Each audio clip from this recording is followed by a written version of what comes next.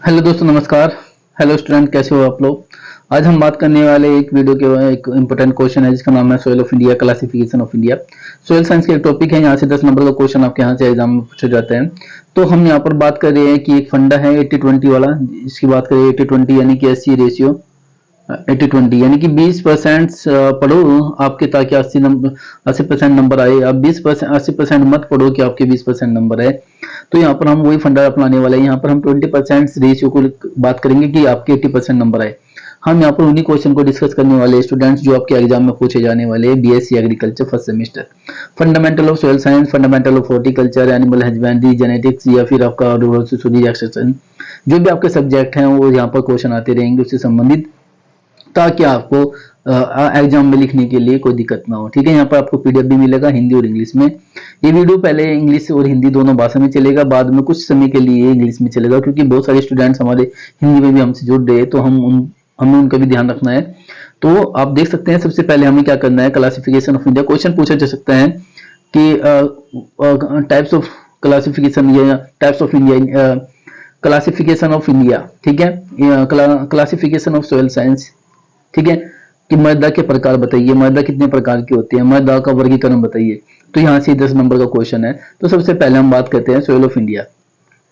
ICR ने classify किया है सोयल क्लासिफिकेशन ऑफ इंडिया को। आईसीआर मतलब Indian council of agriculture research. Bharat में उन्होंने निम्नलिखित ऑर्डर दिए हैं कि हम इनके अंतर्गत सोयल को क्लासिफाई कर सकते हैं। यूएसडी का मतलब आप नाम सुना होगा। यूएसडी मतलब होते हैं United state department of agriculture.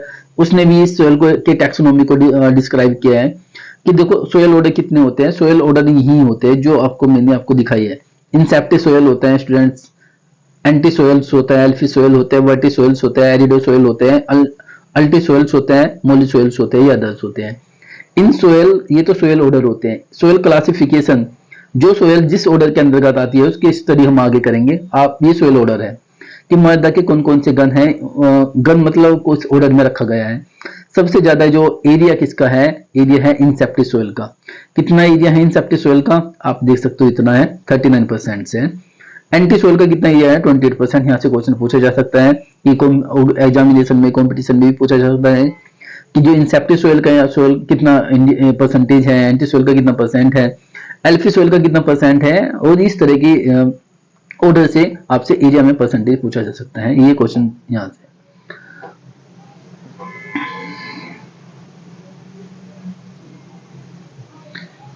उसके बाद बात करें तो हमने ये सोर्स कहां से लिया है, सोयल ऑफ इंडिया का। National bureau of soil survey and land use planning Nagpur Maharashtra के अंतर्गत है। वहां से मैंने ये सोर्स लिया है ताकि आपको पता लग सके कि चीजें सही ऑथेंटिक चीजें कहाँ मिल सकती है। तो national bureau of soil survey and land use planning Nagpur Maharashtra के अंतर्गत है। वहां से मैंने ये कंटेंट को उठाया है। सोयल का जो on the basis of genesis, genesis मतलब सोयल का जन्म कैसे हुआ, colours, decomposition, location, the soil of India have been classified into, यानी कि कुछ यह कलर के आधार पर आप देख सकते हो, कंपोजिशन के आधार पर आप देख सकते हो, लोकेशन के आधार पर देख सकते हो। ये सोयल को इंडिया के अंतर्गत निम्नलिखित वर्गों में डिवाइडेड किया गया है। नंबर 1 है एलुवियल सोयल, हेडिंग जरूर याद रखें। Black soil, red soil, laterite soil, arid soil, peaty soil और आपका फॉरेस्ट सोयल। उसके बाद आपका कौन सा होता है, फॉरेस्ट सोयल होता है। ठीक है, ये सब अब याद रखें हमेशा। यहाँ से ये हेडिंग आपको याद रखनी पड़ेगी स्टूडेंट्स। आपको अगर आपको लिखना है, डिस्क्राइब करना है, तो ये हेडिंग जो मैंने आपको बताई है, दोमट मिट्टी, काली मिट्टी, लाल मिट्टी, लैटेराइट मिट्टी, सूक्ष्म मिट्टी, पीटी मिट्टी और वन मिट्टी, ये सारी पानी की मिट्टी है। सारी की सारी आपकी हिंदी में भी है, इंग्लिश में भी है। तो सबसे पहले हम डिस्कस करते हैं इस आगे थोड़ा सा। अगर आप यहाँ पर ध्यान दें तो एलुवियल सोयल का कितना एरिया है, 43% ही है। दोमट मिट्टी सबसे ज्यादा भारत के अंदर पाई जाती है, 43% पाई जाती है।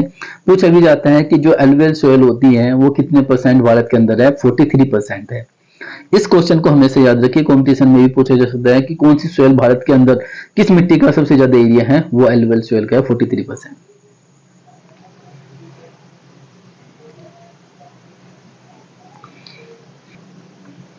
तो आप देख सकते हैं कि एलुवियल सोयल जो होती हैं वो डेवलप होती है किससे। पहले तो इसमें इसका मीनिंग समझेंगे कि एलुवियल सोयल का नाम क्या है। एलुवियल जो सोयल होती हैं वो डेवलप होती हैं, किसके द्वारा डेवलप होती हैं? वो parents materials transported by the different agency, जैसे वाटर के थ्रू हो गया, आइस के थ्रू हो गया, ठीक है, ठीक है, और ग्रेविटी के थ्रू हो गया और विंड के थ्रू। यानी कि ये मिट्टी जो बनती है, इन मिट्टी का जो फॉर्मेशन होता है, एलुवियल सोयल का जो फॉर्मेशन होता है स्टूडेंट्स, एलुवियल सोयल है is a given the soil which have the developed to parent material transported by the different agency, मतलब डिफरेंट एजेंट के थ्रू, जैसे वाटर के थ्रू, आइस के थ्रू, ग्रेविटी के थ्रू और विंड के थ्रू क्या होता है? इन सोयल का निर्माण होता है।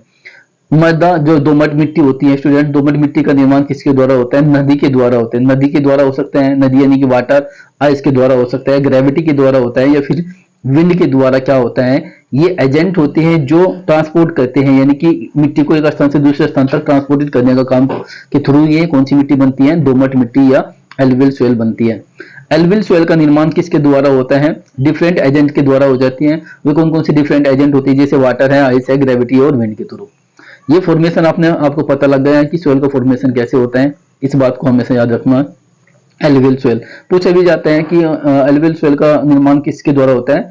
एलुवियल सोयल का जो निर्माण या डेवलपमेंट होता है वो किसके द्वारा होता है? नदी के द्वारा होता है या बाढ़ के द्वारा होता है बेसिकली।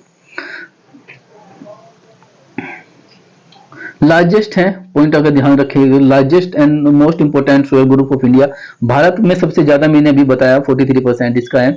और soil group of India, Bharat में सबसे ज्यादा ग्रुप कौन सी मिट्टी पाई जाती है? एलुवियल सोयल, एलुवियल मिट्टी पाई जाती है, दोमट मिट्टी पाई जाती है।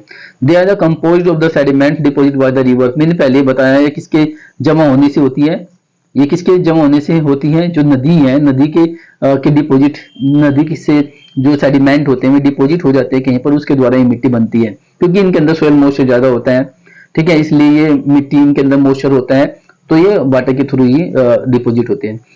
There chemical composition make them of the most fertile soil, most fertile soil होती है, ठीक है, फर्टाइल सोयल होती है मोस्ट। यूजुअली इनके अंदर जो डेफिशिएंसी, यानी कि डेफिशिएंसी मतलब इनके अंदर कमी पाई जाती है, नाइट्रोजन की कमी पाई जाती है, फास्फोरस की कमी जाती है और ह्यूमस यानी जीवाश्म की कमी पाई जाती है। यानी कि यूजुअली इनमें डेफिशिएंट होती है नाइट्रोजन की डेफिशिएंसी, फास्फोरस और ह्यूमस, यानी कि नाइट्रोजन की कमी होती है इन मृदाओं के अंदर, फास्फोरस की कमी होती है, ह्यूमस यानी जीवाश्म की कमी होती है। New alluvial soil is called, जो न्यू एलुवियल सोयल होती है उनको क्या कहा जाता है? खाद्य कहा जाता है इसको न्यू, और जो ओल्ड सोयल होती है, ओल्ड एलुवियल सोयल होती है, उसे भांगर कहा जाता है। इसको समझिए, ये दो प्रकार की सोयल होती है, एलुवियल सोयल दो प्रकार की होती है, खाद्य सोयल, एक भांगर सोयल। खाद्य का मतलब होता है वे मिट्टी, यानी कि जिन मिट्टियों का निर्माण न्यू सोयल से होता है, यानी कि न्यू फॉर्मेशन से होता है, उन्हें हम खाद्य मिट्टी कहते हैं। ओल्ड सोयल यानी जिन मिट्टियों का निर्माण ओल्ड एलुवियल सोयल से होता है उन्हें हम भांगर सोयल कहते हैं। भांगर मतलब अगर आपने नाम सुना होगा कि कोई आपके गांव में भांगर, भांगर मतलब जो पुरानी चीजों को बेचने खरीदने का काम करता है उसे भांगर कहते हैं। भांगर का मतलब समझिए ओल्ड सोयल, जिन मिट्टी का निर्माण ओल्ड सोयल से होते हैं उसे भांगर सोयल कहते हैं, जिन मिट्टियों का निर्माण न्यू सोयल से होता है उन्हें खाद्य सोयल कहते हैं, ठीक है। ये दोनों सोयल के डेफिनेशन आपको पता होना चाहिए। खाद्य सोयल में सैंडी, लाइट और colours and more fertile soil होती है but less in organic matter. जो खाद्य सोयल होती है उनके अंदर क्या होता है? सैंडी सोयल, सैंडी होती है वे, ये तो बात आप समझ गए होंगे, ठीक है, सैंडी होते हैं, लाइट कलर होते हैं, लेकिन वे फर्टाइल, ज्यादा मोर फर्टाइल होती है but less in organic matter. Organic matter कम होता है लेकिन उनके अंदर फर्टिलाइजेशन होता है, ठीक है, ठीक है। तो आप देख सकते हैं कि ये फर्टाइल होती है। भांगर जो सोयल होती है वह कलेली होती है, डार्क कलर की होती है, लेस फर्टाइल होते हैं बट ऑर्गेनिक मैटर की मात्रा ज्यादा होती है। इस बात को समझने की कोशिश कीजिए, जो खाद्य सोयल होती है वो फर्टाइल तो होती है लेकिन उसके अंदर ऑर्गेनिक मैटर जो होता है वो कम होता है। जो भांगर सोयल होती है उनके अंदर डार्क कलर होता है, उनका कम फर्टाइल होती है लेकिन उनके अंदर ऑर्गेनिक मैटर ज्यादा होता है, ये बात समझिए। Mostly available soil India, Bharat के अंदर मोस्टली पाई जाती है। Alluvial soil in rich in potash, इनके अंदर पोटास की मात्रा सबसे ज्यादा होती है, यानी कि रिच मतलब धनी, पोटास की धनी होती है ये, ठीक है। सुटेबल कौन कौन सी फसल है? राइस लगा सकते हैं, वीट लगा सकते हैं, मेज, sugar cane, tobacco, cotton, jute, या फिर ऑयल क्रॉप जो होती है, यानी कि ऑयल सीड क्रॉप जो होती है उनको आप इसमें एलुवियल सोयल में ग्रो कर सकते हो। Alluvial soil are the wide spreaded in the northern plain, जो नॉर्थ का हिस्सा है वहां पर ये रिवर वैली होती है, वहां पर ये ज्यादा फैली हुई है। 43% टोटल इंडिया है, वो मैंने डिस्कस कर चुका हूं पहले ही आप लोगों से, ठीक है। The colour of the alluvial soil grey and the us grey type का होता है, ठीक है, लाइट ग्रे कलर की होती है ये सब तो थोड़ा सा है। इसमें थोड़ा सा नोट्स बना लेना, देखो मैंने ज्यादा डिस्कस नहीं किया है इसमें से। आग जो ब्लैक है यानी कि हेडिंग जो मैंने अभी डिस्कस की है ब्लैक वाली, ये इनका नोट्स बना लेना, खादर भंगर वगैरह, इसका निर्माण कैसे हुआ है, कौन कौन सी सोइल सुटेबल है। अगर आप मुझे इसमें से भी कहोगे कि सर इसमें से मैं क्या पढ़ूं कि मुझे याद हो जाए, सबसे पहले सोइल फॉर्मेशन आप पढ़े, इस मिट्टी का निर्माण किससे हुआ है, रिवर से हुआ है। दूसरा, इस मिट्टी में कौन कौन सी किस चीज की डेफिशिएंसी है वो आपको पता होना चाहिए। इस मिट्टी में दो प्रकार के होते हैं, खादर भंगा, ये आपको पता होना चाहिए। किसकी कमी है ये भी पता होना चाहिए। कौन सी सोयल फर्टाइल है कौन सी नहीं है, खद्दर और भंगर में उनकी मात्रा आपको पता होनी चाहिए। कौन सी सोयल सुटेबल है, वो कौन सी फसल को हम इसमें एलुवियल सोयल में ग्रो कर सकते हैं उसका आपको पता होना चाहिए। बस इतना इसमें से आप नोट डाउन कर लीजिएगा। मैं आपको यहाँ पर नोट डाउन भी करके बताऊंगा कि आपको क्या पढ़ना है क्या छोड़ना है। बहुत वेरी करता है, बहुत हर आदमी इसको डिस्क्राइब नहीं कर सकता कि क्या छोड़ना है क्या पढ़ना है। ठीक है, तो मैं आपको बता रहा हूं कि इसमें से आपको ये चीजें पढ़नी है जो मैंने भी बताया। सोयल फॉर्मेशन, डेफिशिएंसी, इसके प्रकार, कौन सी सोयल इसमें सुटेबल है, कौन सी ज्यादा फर्टाइल है कौन सी नहीं है, किसकी कमी है किसकी अधिकता है, उसकी मात्रा आपको पता होना चाहिए कॉम्पिटिशन लेवल में भी। उसके बाद 43% एरिया होना चाहिए है ब्लैक सोयल। ब्लैक सोयल के बारे में आप लोग सब जानते होंगे। ब्लैक सोयल को काली मिट्टी के नाम से भी जाना जाता है। किस नाम से जाना जाता है, काली मिट्टी के नाम से भी जानते हैं। अब ब्लैक सोयल को ब्लैक सोयल यानी काली मिट्टी सबसे ज्यादा कहां पर होती है, महाराष्ट्र के अंदर पाई जाती है। सबसे ज्यादा ये मिट्टी महाराष्ट्र के अंदर होते हैं, इसे ब्लैक कॉटन सोयल के नाम से जाना जाता है। ठीक है, ब्लैक कॉटन सोयल के नाम से भी इसको जाना जाता है। ब्लैक कॉटन सोयल इसलिए कहा जाता है क्योंकि इसमें कपास की खेती जो होती है, कपास यानी कॉटन, उसकी खेती अच्छे से होती है, इसलिए इसको ब्लैक कॉटन सोयल के नाम से भी जाना जाता है। ठीक है, इसके अंदर ऑर्गेनिक मैटर ज्यादा होते हैं, इस वजह से इसका रंग क्या होता है, काला होता है। आगे डिस्कस करते हैं। आप देख सकते हो इसे रेगुल सोयल, ब्लैक कॉटन सोयल के नाम से, ये दोनों नाम इसको याद रखना हमेशा। वह मिट्टी कौन सी है जिसको रेगुल सोयल के नाम से जानते हैं, तो ब्लैक कॉटन सोयल है, ब्लैक सोयल है। किस मिट्टी की कपास में यानी कि कौन सी कपास की खेती के लिए सबसे अच्छी मिट्टी कौन सी होती है, ब्लैक सोयल होती है। ब्लैक कलर इसका किस वजह से होता है, टेटनीफेरस और मैग्नाइट होता है, उसकी वजह से इसका रंग ब्लैक हो जाता है। प्रेजेंस ऑफ माउंट मोरोलाइट की बात करें तो इसके माउंट मोरोलाइट के जो कले होते हैं 2:1 होते हैं।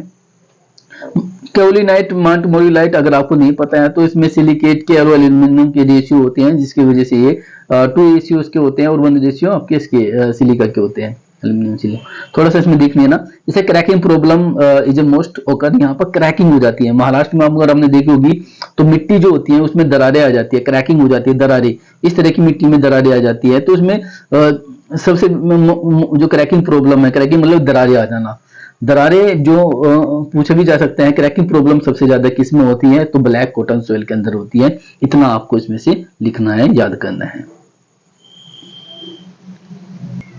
उसके बाद बात करें तो they have the high moisture retention level होता है। मॉइस्चर इसके अंदर बहुत ज्यादा होता है। ठीक है, best suitable for the dry land agriculture.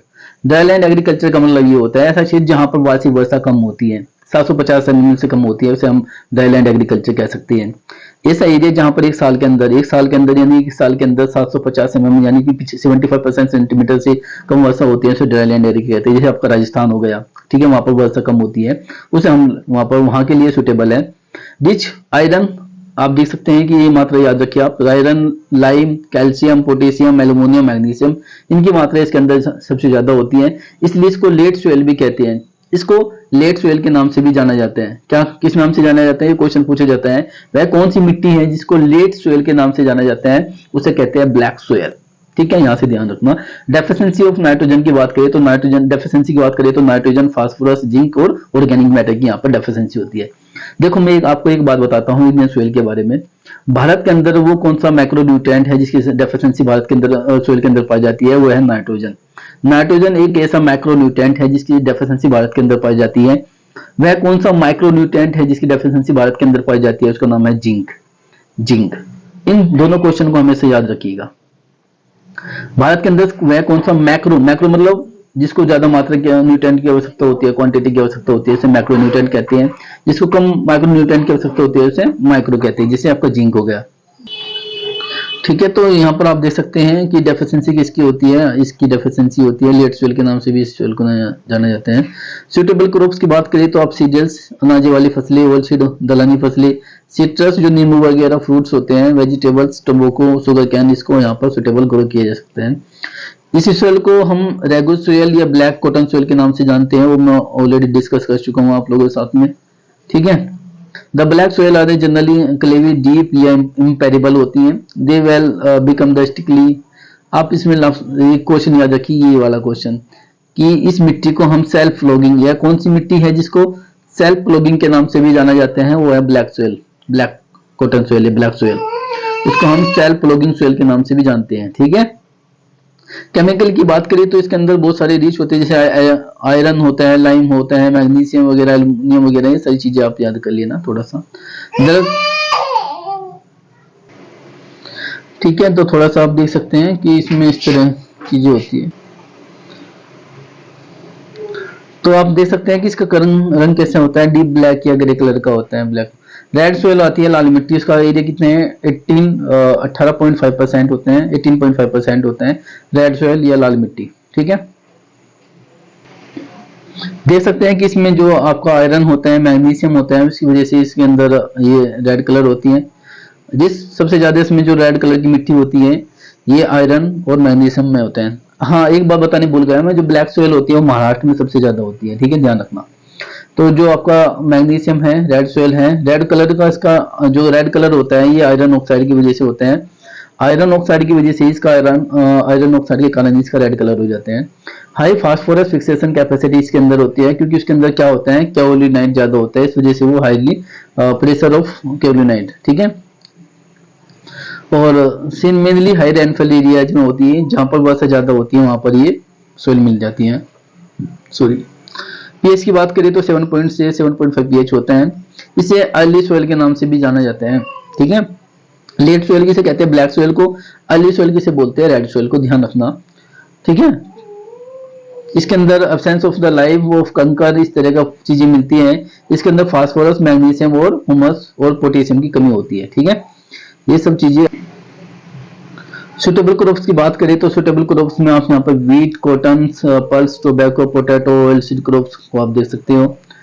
The fine बहुत सारी चीजें हैं। उसके बाद है आपका ये लेटरलाइट सोइल। लेटरलाइट सोइल का एरिया कितना है फ्रेंड्स, आप देख सकते हो 40 कितना है, 12% एरिया है। कितना परसेंट है, 12% एरिया है, इस बात का ध्यान रखना है। ठीक है, पीएच की बात करें तो 5 से 6 पीएच इसका सोइल का होता है। आयरन और एल्यूमिनियम की मात्रा सबसे ज्यादा होती है। डेफिशिएंसी एनपीके, ह्यूमस और लाइम की होती है। ठीक है, उसके बाद इसमें सुटेबल क्रॉप कौन कौन सी है, सुटेबल क्रॉप्स आप दे सकते हैं, इसमें राइस आप लगा सकते हो, शुगर कैन लगा सकते हैं, एक्सेप्ट। लेटरलाइट सोइल जो होती है लैटिन भाषा के लेटर से मिलकर बना होता है, जिसका मतलब होता है ब्रिक्स। ब्रिक्स मतलब आप देख सकते हैं ईंट। ठीक है, ईंट की तरह का रंग इसका होता है, जैसे ईंट वगैरह। डेवलप कहां से होती है, हाई टेम्परेचर, हाई रेनफॉल की वजह से डेवलप होती है।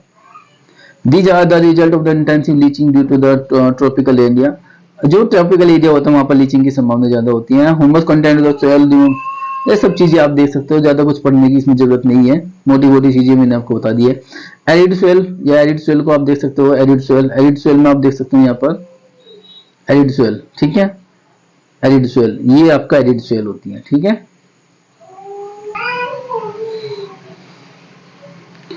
एरिड सोइल की बात करिए तो ये ब्राउन कलर की होती है, आप ध्यान रखना, ब्राउन कलर की होती है एक बात। ठीक है, ब्राउन कलर की होती है।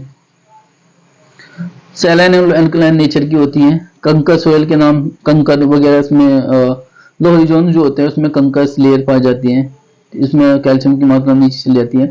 उसके बाद आती है पीटी सोइल। पीटी सोइल ये एरिया जहां पर हैवी रेनफॉल होती है, हैवी मतलब ज्यादा वर्षा होती है और हाई ह्यूमिडिटी होती है, वहां पर ये सोइल मिलती है। ठीक है, इसमें अच्छे से वेजिटेटिव ग्रोथन होता है, यानी कि वनस्पति वृद्धि जो होती है अच्छे से होती है यहाँ पर। ठीक है, ये आप देख सकते हैं ऑर्गेनिक मैटर जो होते हैं सोइल के अंदर 40 से 40 से 50% होता है। It may be the place there alkaline soil, यहाँ पर जो अल्कलाइन अल्कलाइन होती हैं, हैवी एंड ब्लैक कलर इनका होता है। ठीक है, उसके बाद आते हैं फॉरेस्ट सोइल। फॉरेस्ट में आप देख सकते हो कि ये वन वाली मिट्टी है, ये सब आपने देखा होगा इस तरह की, ये आपका फॉरेस्ट सोइल है। ठीक है,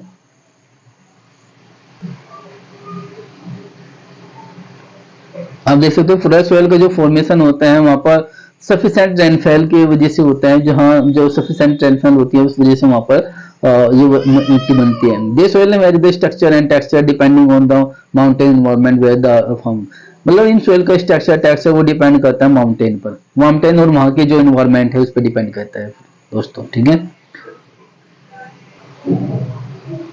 आप यहाँ देख सकते हैं कि दो soil found in the lower layers, fertile lower layer होती हैं, like other organism they do to develop and the decay get degrade, तो proper treatment administration of the time, ठीक है। मतलब ये आप ऑर्गेनिज्म की बात कर रहे हैं तो वहां पर ये विकसित हो सकती है, बट इतना ज्यादा खास नहीं है।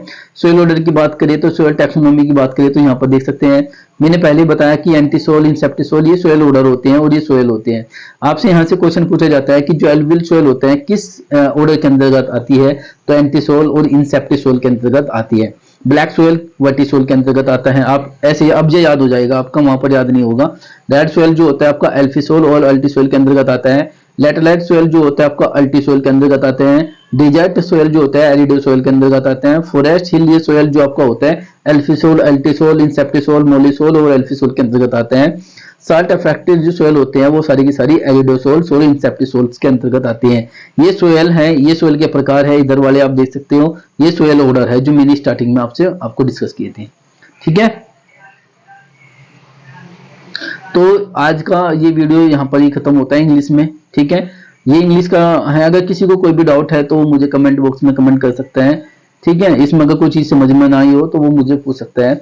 यहाँ तक अगर आप लिखते हो तो आपको 10 number BSc agriculture first semester में फंडामेंटल ऑफ सोइल्स में मिल सकते हैं। देखो ऐसा एक्चुअली ऐसा होता है कि चीजें हम पूरी चीजें हम कहीं से, कुछ कैंडिडेट्स ऐसे होते हैं कि जिन्होंने नहीं पढ़ा है या फिर सही तरीके से नहीं पढ़ पाए हैं, तो वो यहाँ पर मेरी वीडियो के थ्रू वो समझ सकते हैं, ठीक है, पढ़ सकते हैं। मैं इस वजह से ही वीडियो बना रहा हूँ ताकि स्टूडेंट्स को थोड़ा सा आइडिया हो सके कि क्वेश्चन कौन से क्वेश्चन को छोड़ना है, कौन से क्वेश्चन को आपको मतलब याद करना है, तो आप यहाँ से ये क्वेश्चन याद कर लेंगे। तो अब मैं डिस्कस करता हूँ हिंदी में, ठीक है। ये वीडियो हिंदी में रहने वाला है बिल्कुल। ये 5 मिनट का शायद मैं इसको रखूंगा, 5 से 7 मिनट में थोड़ा सा जल्दी एक्सप्लेन करूंगा क्योंकि वीडियो थोड़ा लंबा हो रहा है, इस वजह से स्टूडेंट को थोड़ा दिक्कत आता है पढ़ने में। तो जलोढ़ मृदाएं पेल्विल जो सोयल होती है, एल्वियल सोयल को क्या बोलते हैं, जलोढ़ मृदाएं बोलते हैं, इस बात को हमेशा याद रखना। जलोढ़ मृदाएं होती है, इसको खाद्य मृदाएं या भंगर मिट्टी के नाम से भी जाना जाता है, ठीक है।